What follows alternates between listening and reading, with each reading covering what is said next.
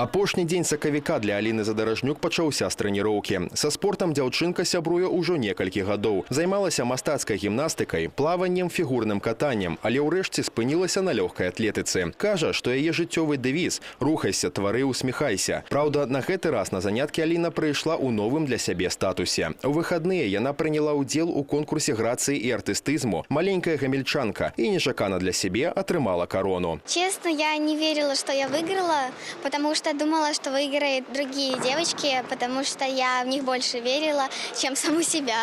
Но я была бы очень рада, если бы даже они выиграли. Мы ведь очень подружились, вместе общались, они были очень добрыми и дружелюбными. Я желаю им удачи по жизни. Гэты конкурс «Маленькая гамельчанка» 13-й по ліку. Праўда, апошні раз ён праводзіўся ў 2020-м. Пасля 4-гадовага перапынку яго вырашылі адрадзіць зноў. Арганізатары спаборніцтва юных прынцэс, Гомельскі гарадскі цэнтр культуры і мадэльная школа пры падтрымцы гарвыканкама. Патрабаванняў, якія існуюць да старэйшых мадэляў, у гэтым конкурсе няма. Вага і фізічныя параметры тут значэння не маюць. Галоўнае – камунікабельнасць і жаданне прадэманстраваць свае лепшыя якасці. Мама нашла в компьютере и решила мне предложить. И я согласилась. Я очень давно хотела попасть в этот конкурс, и мне предложила мама сходить. И я решила попытать свою удачу.